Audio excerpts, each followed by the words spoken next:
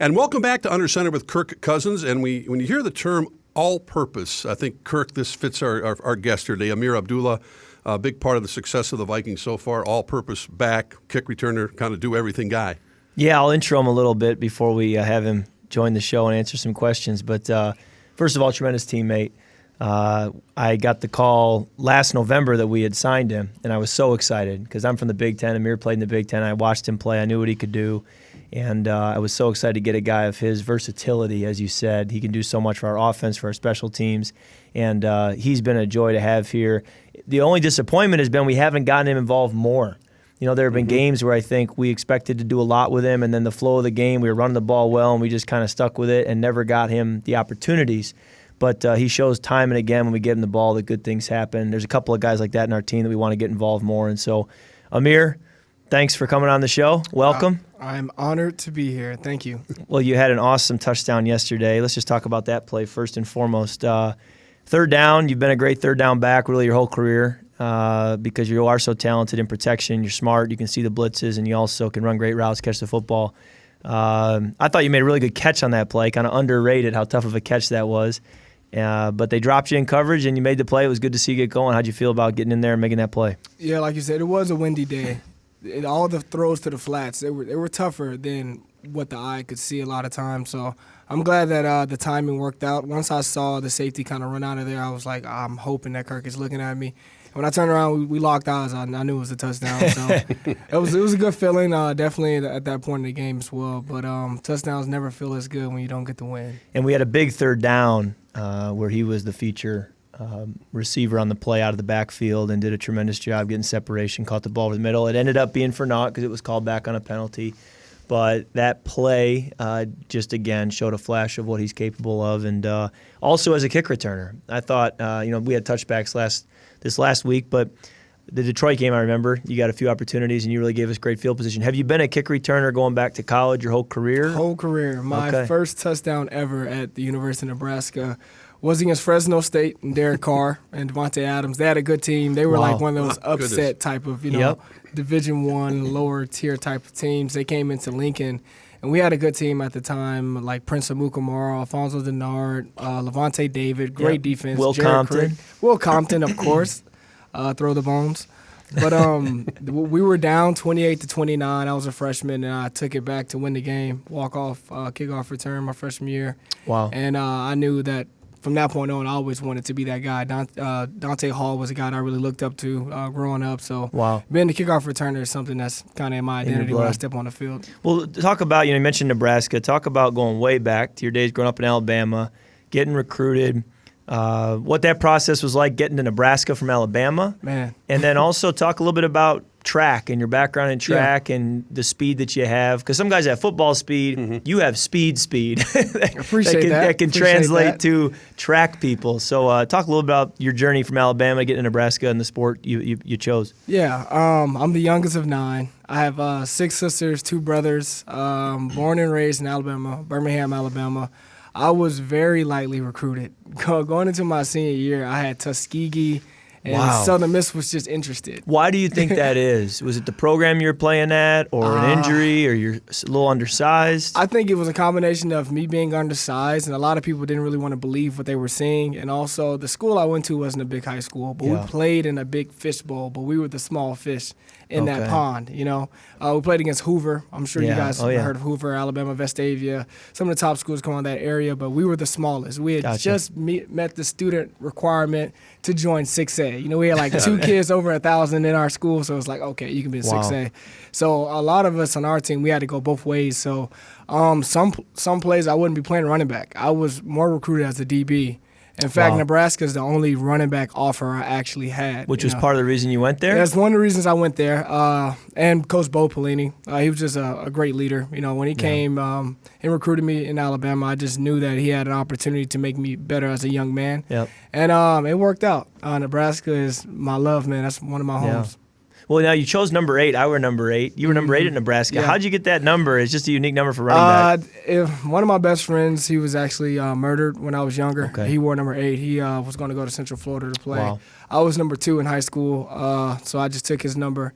just to kind of live out, his dream that he had to play college football. That's cool. You don't see a lot of running backs with the number 8. So right. You go to the Big Ten. Looking back, thrilled you picked the Big Ten. Thrilled you moved all the way from the Southeast because a lot of people trumpet the SEC. You left the SEC country to go play in the Big Ten. Well, I have to be honest. I thought I was going to the Big 12. That's true. When I Good committed, point. we were going to the Big 12, and then like a week later after signing day, they was like, we're going to the Big 10, which I didn't really mind because it was either the Big 10 or the SEC really coming out in the championships those years for a long time. Ohio State, so I was like, it's going to give me a good opportunity, and it's going to be different. I've never seen the Midwest like that, and I wouldn't change a single thing. The venues I got to play in, Ohio State is so special. Penn State.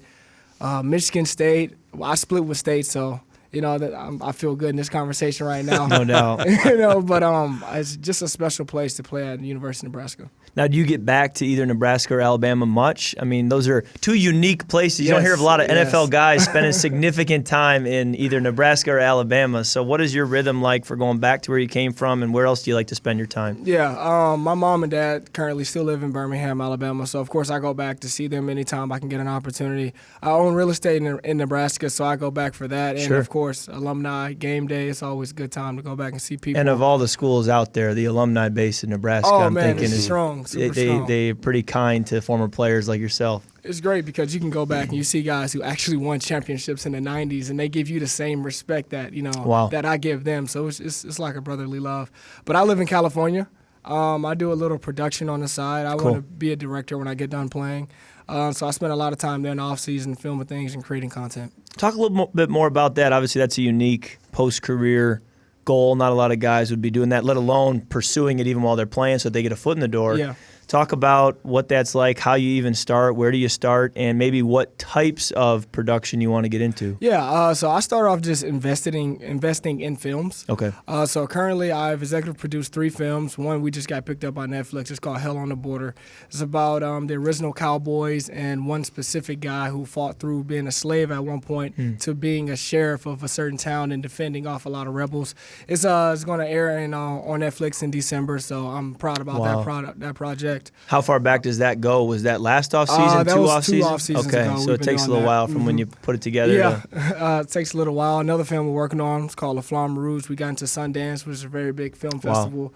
I have a lot of friends who work in the film industry, so they're helping me along the way. Other than the other side around, I'm still learning. I'm still getting my foot in the door. Great. And currently, right now, I'm actually working on a small TV segment called Sunday Dinner, which is a roundtable discussion, kind of like Red Table Talk you see with Jada Pinkett Smith, where we allow people to join the community and openly express a lot of hot button topics that we wouldn't do in front of each other. Yeah. So around Sunday Dinner. So like I said, I love to just create content and create communion. But amongst people. Like a good football team, you have to surround yourself with good people. Absolutely. How did you know you're with the right group, that this is going to be kind of catapult you where you want to be years from now? I would say just my siblings. They've always taught me to vet out the people. You know the people. You can kind of feel the energy of the people who have your best interest. And at the end of the day, rely on yourself. Sometimes, people don't want to embrace that. You have to rely on yourself. But when you are filling yourself with, the everyday conscious habits, being disciplined, and relying on yourself, the people around you start to shift. And they start to put themselves in the position that you need to be. And I think that's something that's really special that my dad taught me. You can't control the people outside of you. When you control yourself, the people will align themselves around you. And I've just been fortunate enough to have those experiences. Wow. Well, I wish you all the best with that production career, because that's going to be exciting to follow. Yeah, I mean, if you're getting stuff on Netflix, the potential there for the future is incredible. Yeah. And I can only imagine all that you're learning in the process as you go, let alone if, when you finish playing, you devote full time to it. So when you're not doing production in LA in the off season and you have your day job of playing football, talk a little bit about your journey as an NFL player. Like many of us, it's been a bit of a roller coaster, twists and turns. Talk about coming out, being a highly ranked player, second-round pick, going to Detroit, and kind of your journey that has brought you now to where you are as a Viking, and had a now multiple-year career. Yeah, I would say my career has taught me just to keep going. Just keep going. Life can change tomorrow for the good or for the bad, and it's about how you attack whatever's coming next. For me, I came in, like you said, I was a second-round pick, had a really good rookie year. Second year, second game, hurt for the season, didn't have any production. Third year, you come in and, coaches had changed. Actually, we start off 1-7 my rookie year. Wow. I hope you guys never experience that kind of atmosphere. I've been a part of 3-13 and 4-12. It's rough. And it really gets to you. So I can only imagine. Oh man, it's rough. So a lot of the guys who brought me in were gone, and younger in my career, I used that as an excuse too many times. Oh, the guys who drafted me weren't there. So I kind of I feel like fell off a little bit in a lot of things. I feel like I needed to stay on. And that's that roller coaster of the league that I appreciate now, because now I'm in such a special place here with the team where I feel like we have a Super Bowl roster. As long as we just put things together, I think we can win any game that's in front of us. And it's inspiring to be around guys who just come in and work, and they're just riding the wave of that day. I was, when you play with a team that's, so up and down, sometimes you're trying to project the future too much. But coming here with a team where they know every day can be a different challenge, and you just come in, you attack that day, then the next day will come when it comes, it allows you to freely work and to have fun again. And I think I'm just really having fun with the game again. Well, Rosie, when we first got Ameer last November, I was saying how I was so excited that we picked him up. But then when we re-signed him this offseason, doubly excited. Because, again, people may say, well, we're not seeing him in there as much. And I'd say, well, that may be true. Again, what he's providing on some of these plays, like third down, is a game changer when he is in. But secondly, his ability to provide depth. Again, we've talked about depth. Dalvin Cook, Alex Madison running the ball. It's rare to have those guys be able to go the whole season, without anything coming up. And so to have a guy who can step in immediately and not only protect, run routes, but run the football, which, as he alluded to, his rookie year was, showed he can do that, going back to his Nebraska days in the Big Ten can do. To know that, hey, we have a guy ready to go.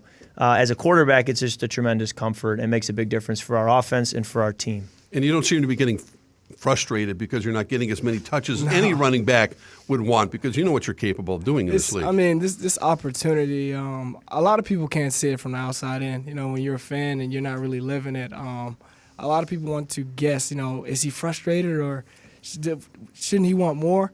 Of course, you want to get in and you want to make plays, but you have to understand timing is everything. Like what Kirk said, we have things dialed up every week. That's just how our offense is, and sometimes it plays for our guys, sometimes it doesn't. And it's truly the special teams who can galvanize and come together and really embrace that it may not be my week this week, but I'm still going to go hard for my team because I know we deserve to win every week, knowing how hard we go in. I embrace that. I think that's going to set me up for life, much more than just football. So. Well, a great example of that is yesterday on Sunday in the game against the Chiefs. We had a play called for Ameer. It was for Ameer. Well, Laquan ended up getting the ball because the coverage they played took away Ameer. Well, then after the game, I'm getting asked questions about, why was Laquan the feature guy? It's like, well, he really wasn't. When you call a play for a guy and the coverage takes it away, you go somewhere else. Exactly. And you don't predetermine where you're going to go. You react to the coverage. Rudy's touchdown, he was the third option on the play. And in a lot of ways, we thought he was kind of the one guy who probably wouldn't get the ball. With the way they defended it, he got the ball. And so you have your intentions going into a game, and then you have to react to how the game flows. And just knowing what Ameer has shown for years in this league, but every day in practice right now, you know that at any moment he can strike in a special way that's going to make a major difference for our season in a tight game. And you want to keep playing for X number of years as you continue your off the field. Of course. This is still an important facet for you. Of course. I mean, football has always been number one. It's always come the most natural to me. Like I said, I'm going to play this game until I'm not having fun anymore, and I think a lot of people need to attack life that way. I see a lot of people in positions where they're working and they're just dreading life. But I'm enjoying it every single day I come in, and I'm doing what I love every single day. So I come in with a smile. It's not always the best days, but, having teammates like Kirk, it makes it a lot easier. Ameer, you went on a trip in the offseason to Washington, D.C. I lived in Washington, D.C. for 6 years. I think it's a special place. You went there with a specific purpose through the Vikings. Tell us about that trip, what you learned, what it meant for you. I think it's pretty powerful. Yeah. Myself and a couple other teammates had the opportunity to go to D.C. to visit the African American Museum as well as the Holocaust Museum. And it was just such a special trip. Obviously, going back and revisiting both of those histories meant a lot for the group. You know, we went there with Project Success. A lot of those kids hadn't even been out of the state of Minnesota, out of the city really. Just to put them on a plane and to take them to the capital meant a lot for them. It did a lot for their self-confidence. A lot of guys and, you know, girls who were in the group were saying, like, I've never been on a plane before.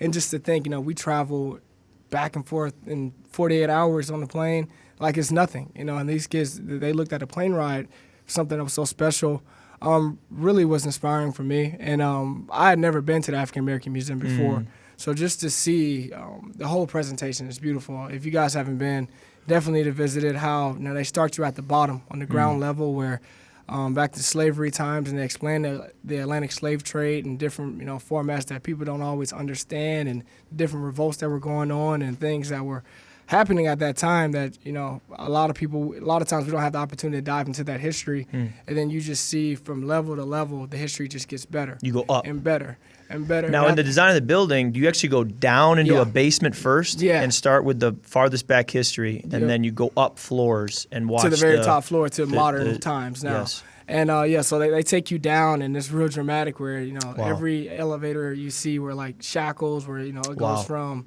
segregation where it says black and white. You can see that. There's painting on the wall. Then the next floor is, like, chains. Then the next floor is, like, a boat. You know, that really happened, you know. So, I mean, it's 2019. Sometimes, you know, things have gotten better socially in America, but we still have to understand that history still plays a part today with a lot of things that are rooted in our societies subconsciously.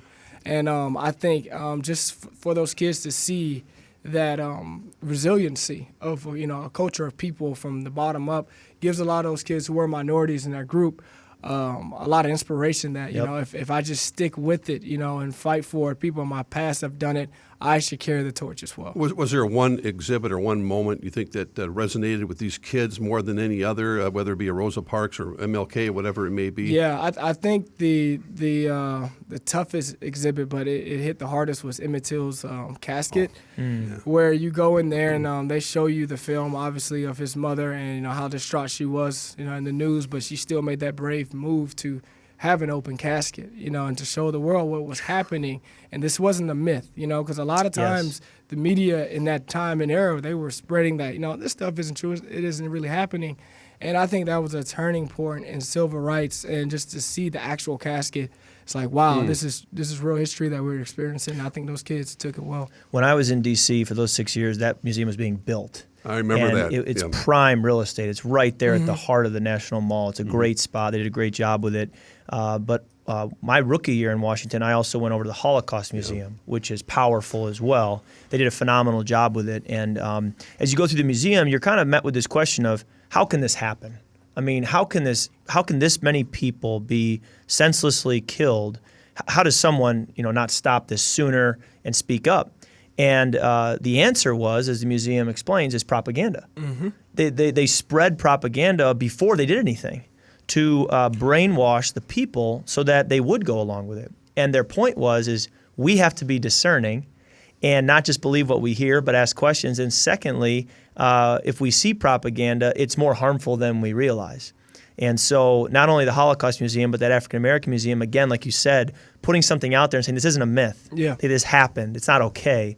And then being able to inspire and educate people today in 2019 to know that this took place and should never happen again. Right. I think it's very powerful. And knowledge is power. Knowledge is power as a football player. Knowledge is power as a human being. And those museums, the way they educate and the knowledge they bring our next generation, it's going to make a big difference, I think, for our country. And so it's great to see that you took that trip, that I believe the Wilfs were there, and they brought people along. And so just an outstanding thing, and I'd encourage anybody when they get to D.C. to go through the entire mall, but specifically those two museums. Absolutely. Yeah, a lot of people turned a blind eye, in particular during the Holocaust, but it's great that you had a chance to take these kids to see history, literally see history in front of their eyes, and and understand our place in it right now. Right. Yeah. So a tough transition from a subject that weighty, which is a lot of what this podcast, is about, Right. is going beyond just football. We talk about football all week long. We think it's helpful to get to know players on a different level. And along those lines, I understand fashion is important to you, something you enjoy, a passion of yours. I know Stefan Diggs has his own taste in fashion, which I guess I'll just leave it at he has his own taste in fashion. Yeah. And I don't know if a lot of other people follow his taste, but it's entertaining to say the least. Talk a little bit about fashion and then kind of that story about the do-rag talks on Instagram and how that got started when you walked into the Walmart. So I'm a big fan of fashion. I also want to open up a fashion boutique in LA with a buddy that I know. It's a lot that I want to do. I know. We need that movie on I'm a Netflix big to hit dreamer. big, I'm and a then big we can do dreamer. that. Exactly. I need the capital. One step at a time, but it doesn't hurt to write it down. But No doubt. I love fashion. I love putting things together. I think it's a lot about personal expression. How you're feeling. A lot of people aren't that interested in fashion, so they'll never look at it that way. But I like to rock a couple looks too that make a couple people look twice. Like, what is he wearing? I think it's more about who I am and the confidence over time that I've built in myself, which is important for a lot of people. I think that no matter who you are, you should be confident in yourself because you're here and you mean something to someone, and I think fashion gives you the opportunity to express that. Now with Do-Rag Talks, Do-Rag Talks is this video blog that I do every other morning on Instagram just to give people some morning motivation. They started because one day I wore a do-rag to Walgreens, and the lady told me that wasn't fashion. And I think she was saying it just because she didn't understand the cultural meaning of a do-rag for someone African American. And it's really just to keep your hair. I have dreadlocks, so just to keep your hair together at night.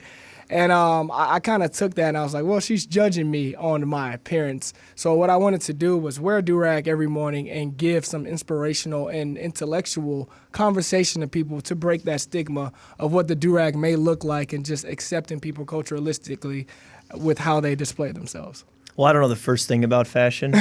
For away games, my wife dresses me. Wow. So I come home from our look walkthrough good. Saturday morning. Well, thank you.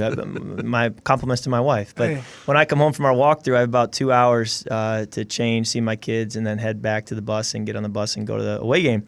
And she'll have my outfit laid out for me. And so she makes it real easy. And I don't know the first thing, but usually when she dresses me, I get compliments, and then when I dress myself, You don't. it's a disaster. So there are some days I leave the house for work, and she said, "Are you serious?" I said, "Well, I was, but now I'm feeling self-conscious about it." Right. So the one thing I do love about fashion is it would seem that there are no rules. It's pretty individual, and so I like that. But then, of course, when it comes to me, somehow I still find a way to break the rules, even though there shouldn't be any rules. I still find a way to break them. So. And we're here with Ameer Abdullah, and you're also, besides fashion, you're also a big NBA basketball fan. Yes. In particular, an LA Laker fan. And is there still there's Yes, room on the sir. bandwagon now that LeBron and Anthony Davis are together?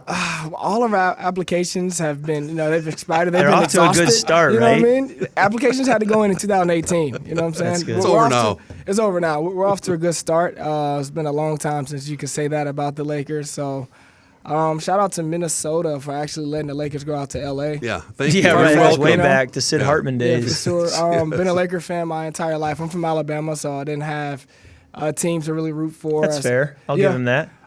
Connection with a childhood friend who was an agent of Nick Van Exel. Got me some tickets to a Memphis Grizzly game against the Lakers. Memphis Grizzlies drove up from Birmingham to Memphis. Wow. Kobe dropped like 40, and I was like, you know It's what? over. I like this. I think I'm a Laker fan, and Do you get to the Staples Center when you're there in the offseason I and try, go to a game man. from time to time? The tickets since LeBron's Since got in the LeBron, city, yeah. the tickets are crazy. Traffic is even worse. Yep. Always You get that a way. better view on TV. Then if you want to get quality seats in the Staples Center, it's like $5,000. Yeah, it's it's like, not Well, they worth do it. play at Target Center right here. You can probably find That's true. time to They, go. they don't come until March. I've Oh, already checked. no. I've already checked. Oh, no. The Lakers don't Yeah. come until March? Yeah, That's crazy. March. I'll be in warm weather. Yeah. By that time. That's funny. Now, we didn't hit on your track career. We've had a few players come in here. Kyle Rudolph was an example. He had a prolific basketball career, could have played major Division I college basketball. We've had a didn't couple know that. other guys who had the option to play other sports, chose football. Obviously, if they're sitting here in this chair, it worked out for them, like yourself. But talk about your track career, going back to high school, but then being recruited and the decision of how to fit that in with football going forward. So track, I was kind of a late bloomer in track. I didn't have great technique. I just got out there and ran. But we had one kid in my high school. He actually ran the Olympics a couple of years. His name's Aaron Ernest, went to LSU. Ran 9.98 in high school. Jeez. Yeah, super fast. Alabama was pretty fast state. Was he ahead of you at the school, or was he the same year? No, it was same year. Same year. So he you were moved actually in able to... actually from Katrina. So you weren't even the fastest guy at your high school? No, I wasn't even like probably the fourth man. fastest guy in my high school. We had 3 guys on our 4x1 team all go run. I was first leg, so, I tell you, a lot of guys were fast. But wow. Started to get better. I had a really good start. So in the 100, I was a 10.6 guy.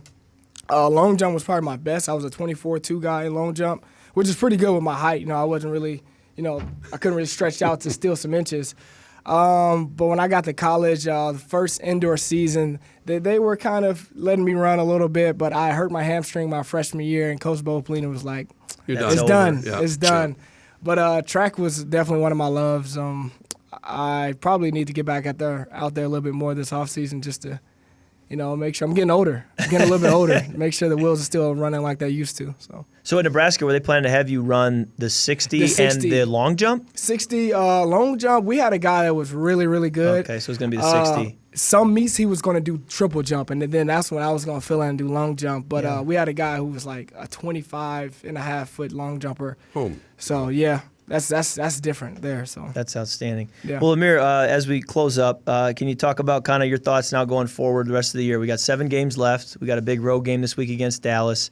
With everybody losing in the division on Sunday, we're pretty much right back where we started last week before the Chiefs game. Kind of talk about your thoughts on the team and the season as we get to the back half of it. Of course, coming off a tough loss, one thing I like about this team is how we bounce back from losses. And you never feel good about a loss, but yesterday I was inspired by how this team fought to the end. And that's telling me when we get down to nut-cutting time here, we got some good big games coming up. Dallas this week, Denver, Seattle after the bye. Games that we should win. I feel like that we have the talent to win. I trust that this team is going to pull it together, especially offensively. I think that everything we've seen is self-inflicted, but that doesn't mean it's going to correct itself. We got to come out there, and I think guys are motivated to do that after watching the film today. So I'm excited about how we can finish this season and what this Vikings team can do. That's a great summary. Hey, thanks so much for coming on the show, Ameer. Thanks, really Ameer. appreciate Thank you guys. Really interesting. As a person and as a player. You got a lot going on, a bright future. Excited for you, and let's get it done the second half of the year. Yep. Thank you.